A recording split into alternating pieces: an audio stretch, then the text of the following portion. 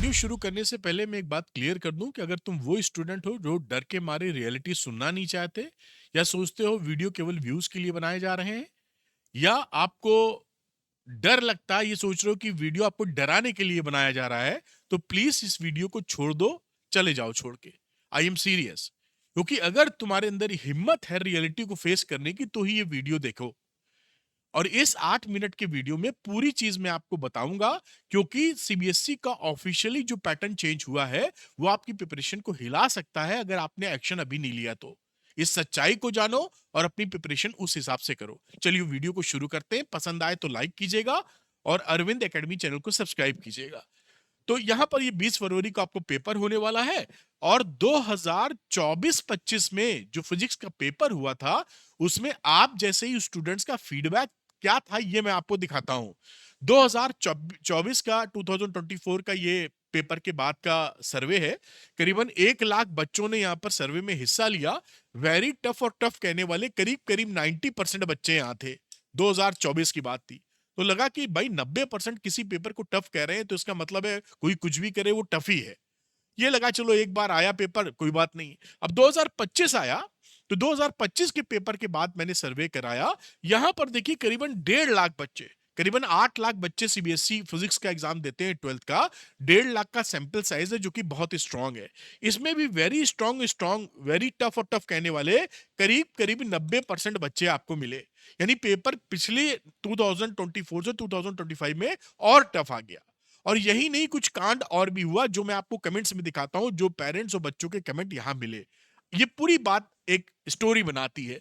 देखिए ये एक बच्चा है जिसका नाम मैंने हटाया। सर जेई में मेरे 96 परसेंटाइल है पर बोर्ड्स ने नहीं आए, नहीं हुए 75%। आपको मालूम है कि 75% से नीचे अगर रह गए तो आईआईटीज आपको नहीं मिल पाएंगी। ये देखिए कुछ बच्चों के और कमेंट है इजी 2025 के एग्जामिनेशन के बाद के। सर मेरे 40 मार्क्स आने चाहिए थे पर आरटी लग गई। 15 तो मेरे एमसीक्यू सही थे लेकिन मिले 10 नंबर। उम्मीद थी कि 15 तो एमसीक्यू सही थे, आए 10 नंबर। दूसरा, सर ये एक पेरेंट का लिख रहे हैं, सर मेरी बेटी ने सारे क्वेश्चन अटेम्प्ट किए थे पर बीच में 2 पेज खाली छोड़ के आगे बढ़ गई थी और पेपर चेकिंग के बाद उसको केवल 9 मार्क्स मिले। 2 पन्ने बीच में ब्लैंक थे, आगे कॉपी ही नहीं चेक हुई। अब कोई फायदा नहीं, जितने मार्क्स सोचा था वो भी नहीं आए और अब कुछ भी नहीं हो सकता क्योंकि ये थोड़ा सा इनको लग रहा है कि बात निकल गई या थोड़े से डीमोटिवेट हो रही है। एक्सपेक्टेड 95 और रियलिटी 75 है। इसके बाद एक बच्चे का और है, वाओ सीबीएसई, एक एक उसको सटायर कर रहा है सीबीएसई को। I was expecting 75 plus in English बस I got only 40 marks. I was expecting 50 plus in maths, but I got compartment. I was expecting 45 plus in physics, chemistry, and CS. I got 25 each. बाकी ये थोड़ा सा बुरा भला कह रहे हैं। ये जो प्रूफ्स हैं ये साबित कर रहे हैं कि पेपर टफ बना लेकिन उसके बाद चेकिंग का पैटर्न भी बदल गया। इसीलिए ये भसड़ इतनी फैली कि 2 पेज बीच में ब्लैंक है तो आगे कॉपी नहीं चेक हुई। और जो चेकिंग का पैटर्न 2025 में चालू किया गया 24-25 में, वो था थर्ड पार्टी चेकिंग। यानी सीबीएसई बोर्ड ठेका दे रहा है थर्ड पार्टी को कि आप फटाफट कॉपी चेक करके दे दो जिससे रिजल्ट समय से पहले निकाला जा सके और अपनी कॉलर ऊंची की जा सके। उसमें एक्सपीरियंस टीचर नहीं होते कॉपी चेक करने में। लड़के हैं एमएससी करके आए, उन्हें दे दिया कि कर लो। जो एक्सपीरियंस टीचर होता है वो जानता है कि आप क्या कह रहे हो क्या नहीं कह रहे हो। और यही एक सर्कुलर है, देखिए आपको सारी चीज प्रूफ के साथ बता रहा हूं। ये इस बार का सर्कुलर है। डेट क्या छिप गई क्या इसमें? इसके पीछे डेट चली गई। 2025 का ये सर्कुलर है और इस सर्कुलर में इन्होंने ये कहा है कि 2024-25 में जो असेसमेंट स्कीम थी वही असेसमेंट स्कीम 2025-26 में लागू रहेगी। ये क्लियर है। यानी थर्ड पार्टी चेकिंग 2025-26 में भी होने वाली है। अब देखिए यहां पर एक तो पेपर टफ आ रहा है, ऊपर से कॉपी चेकिंग ठीक से नहीं है। यानी कुल मिला के चैलेंज बढ़ गया। और अब ये आपको दिखाता हूं जो सैंपल पेपर रिलीज किया है सीबीएसई ने 2025-26 के लिए, यानी जो आप एग्जामिनेशन देने जा रहे हैं उसका सैंपल पेपर ऑफिशियल जो वेबसाइट पर सीबीएसई की मौजूद है।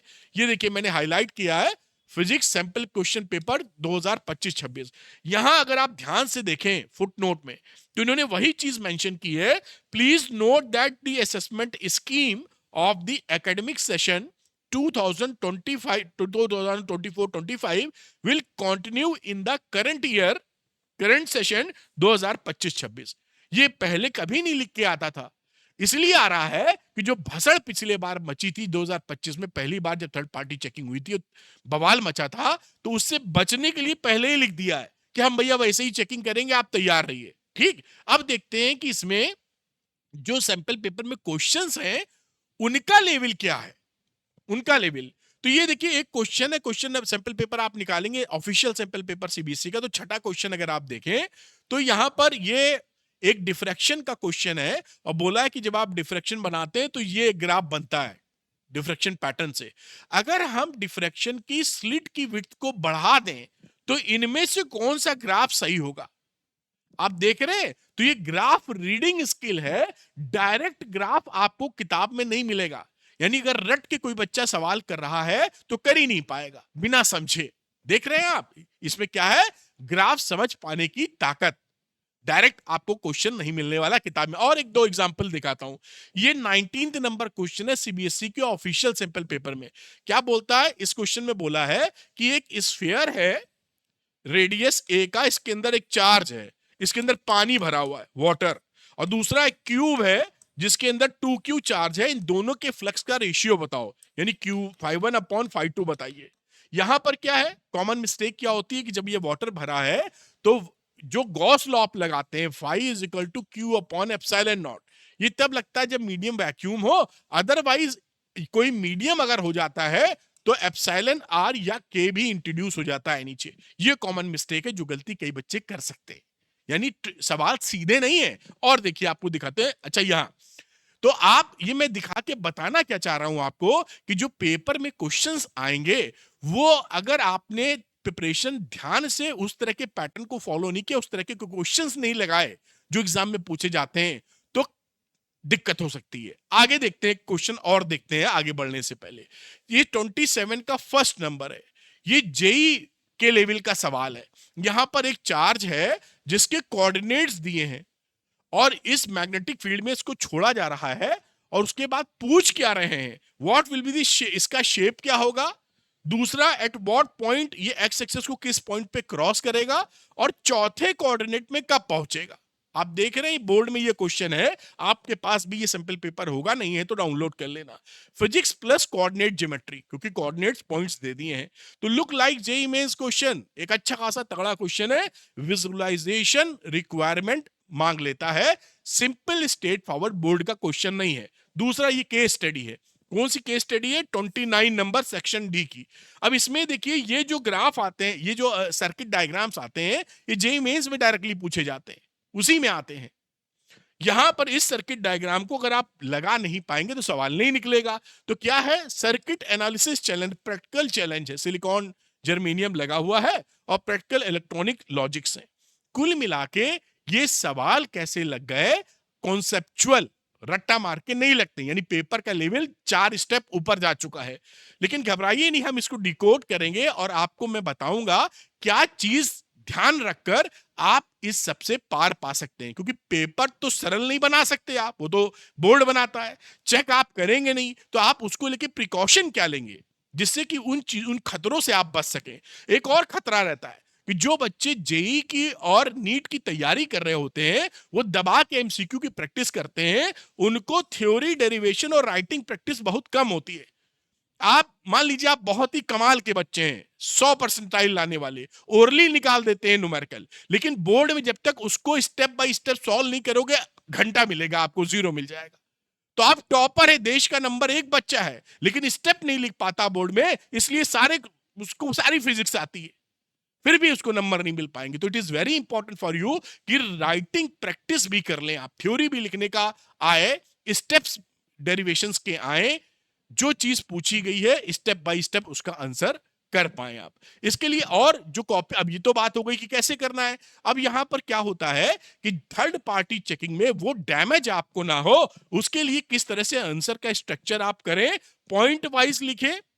जैसे कि टॉपर्स कॉपी का मैंने फोटो लगाया है, डायग्राम वगैरह ये थोड़ा छोटा दिख रहा है, इसको बड़ा बनाएं पेंसिल से, है ना, कट्टम पीटी नहीं करें। पॉइंट वाइज आंसर लिखें आप, फॉर्मूला बॉक्स में दें, फाइनल रिजल्ट को बॉक्स में कर दे जो है, फॉर्मूला लिख के सवाल करिए आप। उसके बाद यूनिट जरूर लिखिए, जो यूनिट्स फाइनल आंसर की आ रही है, यहाँ पे काफी छोटा है, जो यूनिट दिखाई पड़े लिखिए।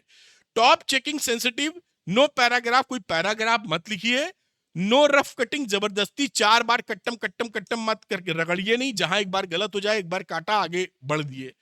नो मिसिंग यूनिट्स, कोई मिसिंग यूनिट्स ना यूज करें।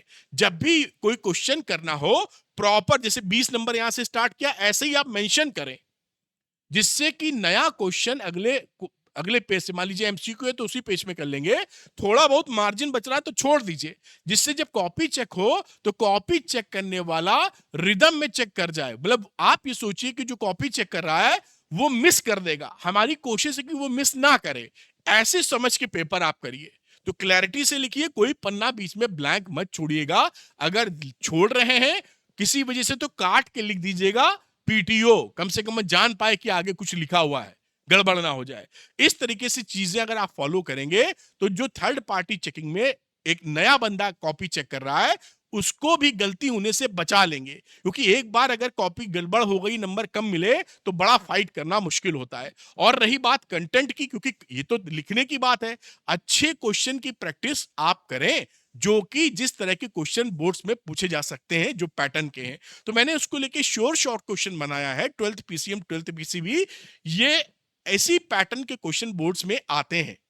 दूसरा 25 क्वेश्चन पर चैप्टर है, आसानी से आप लगा पाएंगे, फुली सॉल्व्ड है और 100% बोर्ड टारगेटेड क्वेश्चन है। बेसिकली ये निचोड़ है important questions of NCERT, important question of last 10 years PYQs and latest trend, जिससे आप लगाकर अपनी प्रिपरेशन में काफी ऊपर तक चले जाएंगे, टेंशन फ्री हो जाएंगे। तो जो बच्चे श्योर शॉट लगाना चाहते हैं वो अरविंद एकेडमी ऐप को डाउनलोड करें, उसके स्टोर सेक्शन में जाएं और श्योर शॉट क्वेश्चन लेकर लगाना शुरू करें। Thank you very much. आप मुझे कमेंट करके बताइएगा कि क्या आपको इतनी इंफॉर्मेशन पता है और ये इंफॉर्मेशन क्या आपके लिए हेल्पफुल है।